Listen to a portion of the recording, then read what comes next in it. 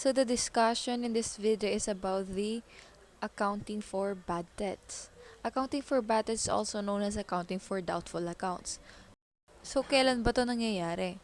So when an entity sell on account or on credit rather than cash, ibig sabihin magre-recognize siya ng receivable kasi nagbenta siya and utang yon. So this will increase accounts receivable as well as the total sales of the entity. So since the sale is made on account or on credit, there's a risk involved. Risk na kung saan yung customers is hindi magbabayad ng kanilang utang. So by that, when accounts become uncollectible, yung mga accounts receivable na na-record natin is hindi na sila makokollect, the entity will recognize a bad debt loss. So dito nagsisimula yung doubtful accounts na tinatawag or the bad debts.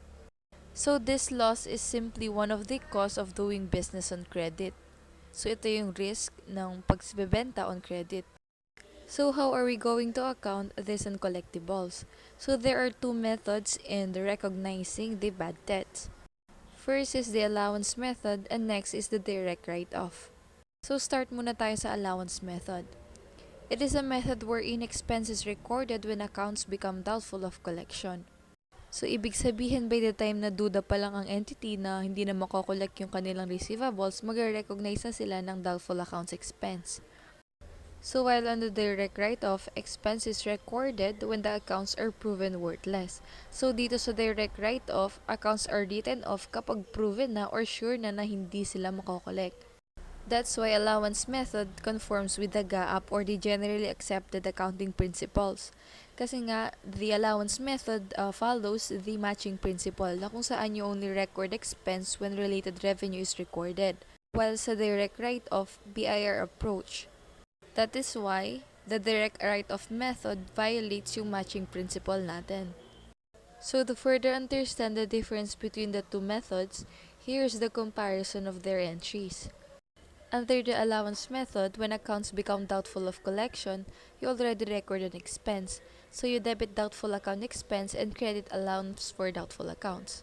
While on the direct write-off, no entry is made kasi nga dapat proven to be worthless. So next, accounts are proven worthless under the allowance method. You first recognize the allowance for doubtful accounts, so debit allowance for doubtful accounts and credit accounts receivables. So the recognition or removal of accounts happen. So on the direct write-off, when accounts are proven worthless, dito ka pala magre-record ng expense.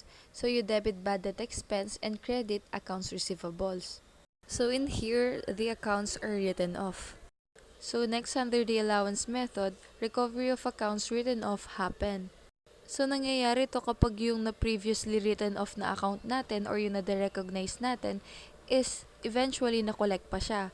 Ibig sabihin, there's a subsequent collection of accounts previously written off. Bali, ang unang step na gagawin natin under the allowance method is the re-establishment. In here, ibabalik natin yung AR and re-reverse natin yung entry na ginawa natin dun sa write-off. So we just debit accounts receivable and credit allowance for doubtful accounts. So after bringing back the AR, we'll go to the collection na. So we just debit cash and credit accounts receivable by the amount subsequently collected. So under the direct write-off, titignan muna natin if yung recovery is kailan ba nangyari. So if the recovery is made within the same accounting period kung kailan na write-off yung accounts, so for example, nung 2020, nag-write-off or nag-recognize tayo ng accounts, and within 2020 as well, may subsequent collection of the accounts written off, ito yung gagawin nating entry. The reversal entry would be as follows. We debit accounts receivables and credit bad debt expense. So after reversal, we'll go to the collection entry. So we just debit cash and credit accounts receivable by the amount collected. So next na titignan natin is that what if the recovery is made in subsequent accounting period. So ibig sabihin next year pa na-recover.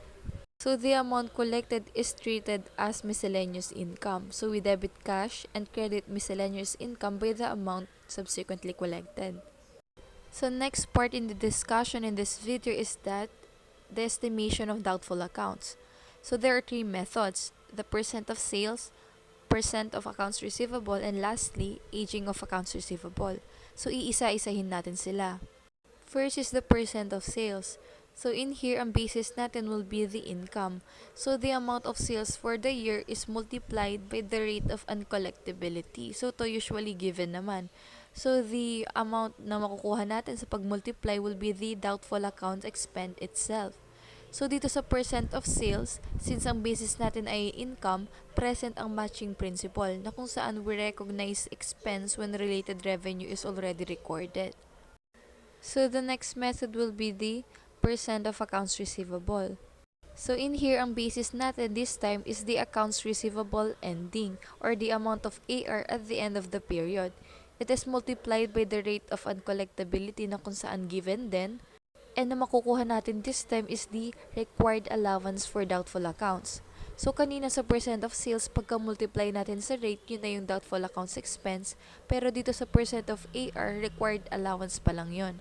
So para makuha natin yung expense for the year, ilalas pa natin yung beginning balance ng allowance for doubtful accounts. And after that, dun pa lang natin makukuha yung doubtful accounts expense for the year na i-record natin.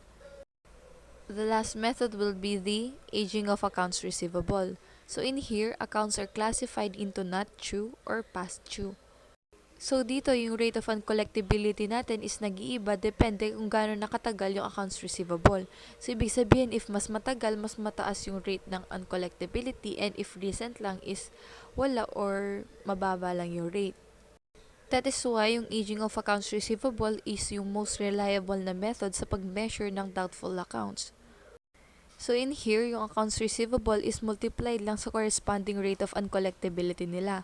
So the amount computed by the aging of the accounts receivable, ang makukuha natin is yung required allowance for doubtful accounts. So parang same sila nung percent of accounts receivable.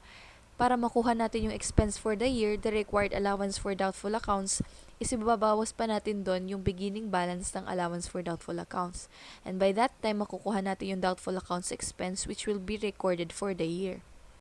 So to further understand the accounting for bad debts or accounting for doubtful accounts, let's have this illustration. Marvelous Company reported the following information before adjustments or year-end. So, ibig sabihin, before adjustments, no provision is made yet for the doubtful accounts.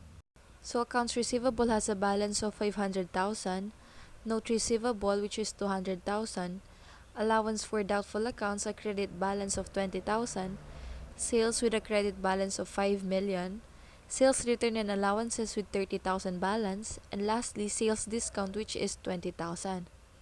So what are we going to do if 1% of the gross sales may prove uncollectible? So the method of estimation of doubtful accounts is percent of sales. And also discussed a while ago, ang allowance method is GAAP, so yun yung gagamitin natin. So our basis will be the income which is 5 million and we multiply it to the rate of uncollectibility which is 1%. So we will get doubtful accounts expense of 50,000. Bali kapag percent of sales, pagka-multiply mo ng rate sa income, yun na agad yung doubtful accounts expense. So this will be recorded. So the entry to record to the expense for the year would be debit doubtful accounts expense and credit allowance for doubtful accounts amounting to 50,000. So next, what if an analysis of aging of trade receivable indicates that the accounts receivable in the amount of 80,000 may be proven uncollectible? So dito yung 80,000 na represents yung amount gamit yung aging of accounts receivable. So the 80,000 is the required allowance pa lang. So to get the doubtful accounts for the year, 80,000 less the beginning balance of allowance for doubtful accounts which is credit balance of 20,000, we will get doubtful accounts expense of 60,000 and that will be recorded for the year. So we will debit doubtful accounts expense and credit allowance for doubtful accounts amounting to 60,000. So next, what if the policy is to maintain an allowance for doubtful accounts equal to 10% of the outstanding accounts receivable? So this is the percent of AR. So this time our basis will be the accounts receivable ending which is 500,000 and we multiply it to the rate of uncollectibility which is 10%. So we will get 50,000 which is the required allowance for doubtful accounts. So kagaya sa aging ng AR, we deduct the beginning balance of 20,000. So this time the doubtful accounts expense at the end of the period will be 30,000. I hope the discussion is clear and sound. God bless everyone.